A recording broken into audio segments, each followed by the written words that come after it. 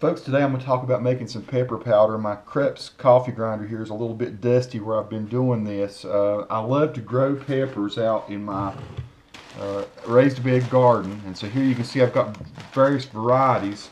Some are a hotter mix than others. Some are just like bell peppers. Some are jalapenos. A lot of different kinds of peppers. Cayennes and stuff that I've grown over the years, and then I dehydrate these in a big dehydrator. I've got a video on online on YouTube. You can do a search for Tony Lee Glenn and dehydrating peppers or drying peppers, and you'll see kind of how I do this.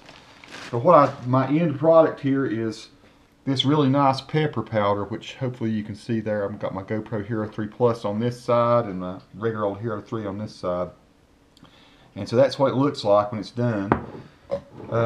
We buy these are like just old shakers that you can buy at, I go to a place like Big Lots and buy the cheapest, like $1, you can't find these empty, I guess you can somewhere, but I go to like Big Lots and buy the cheapest spices that I know I'm not going to eat. And I just dump them out. I get a thing like this for $1 with spices in it, which I'm probably not going to eat. And then I fill it up with my pepper powders. But these little Krups do so awesome. I'm going to show you how it works. You can see here, I'll just go ahead and use this GoPro here. See, I've already put some peppers down in there.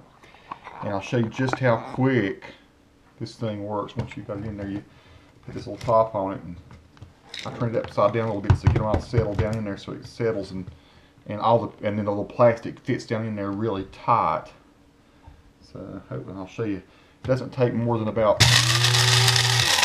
I spin it a couple times, let it settle. It starts to sand. You can actually hear when it starts to become a very fine sort of pepper powder. And then you have to I very caution you real carefully, kind of tap this thing on the top. Let the little dust settle. You're going to see some dust rise off of this. I'll move the film cam a little bit closer so you can see it.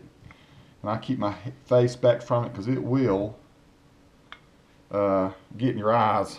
It'll rise up, the pepper will. But then once I know that it's settled pretty good, I just take it. You can see here. Let me show you what we've got there at that point.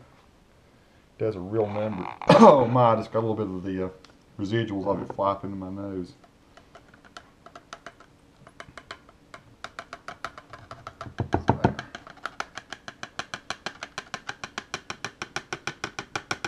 And you may ask yourself, why pulverize your peppers like this? I'm just here to tell you, for soups, it's fantastic. For pizzas, this is like the best stuff sprinkled on pizza. I put it on all kinds of stuff.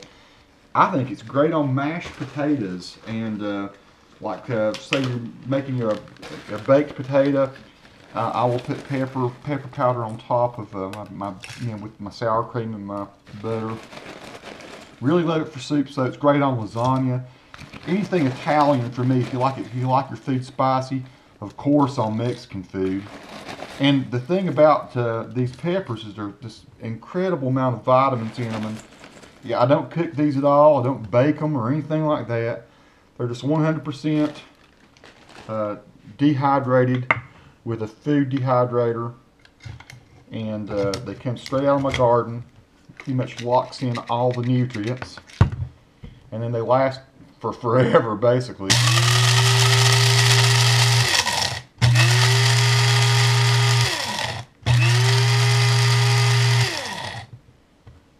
And I mean it. I mean, I've had pepper powder vintages from 7, 8, 9 years ago that.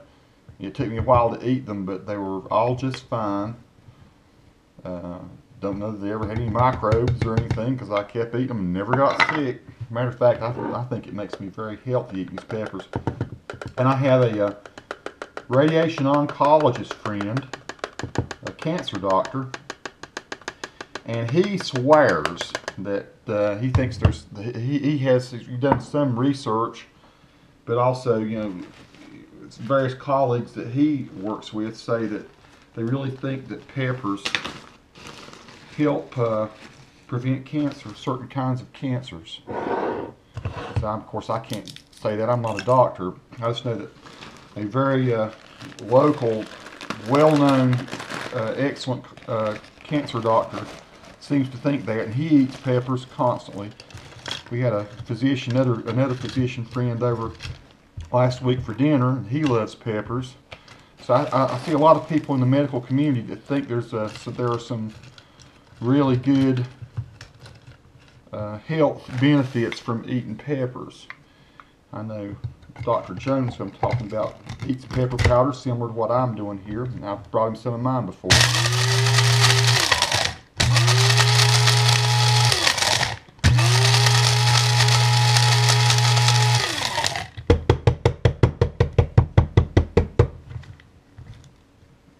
You can see I'm getting a little bit of it on my hands. Now that one, I did not cut those so well, and so there's little bits that's not getting. I should have chopped these up a little better before I dried them.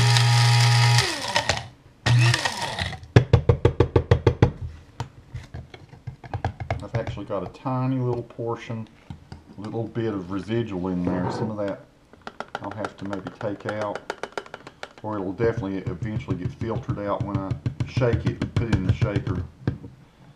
There you go, folks. That is awesome. If you have bell peppers, one of the things I'd say, this works for bell peppers, it works for cayennes, it works for jalapenos, it works for all those. And you know, if you grow a lot of peppers, there's no way you can eat them all in the summer when they're, you know, fully hydrated. I mean, you can eat them in fajitas and things and shish kebabs, but if you're like me, as much as I like peppers, there's only so much of them I can take at that time. So this is a good way to preserve your peppers and then enjoy the same flavor later, mixed into foods, baked into them, cooked into them, like I say, on soups, even salads. Hope you like that, folks. Try it if you're a pepper fanatic and you really like good spicy foods. Awesome way to preserve your produce. Cheers, peace to all.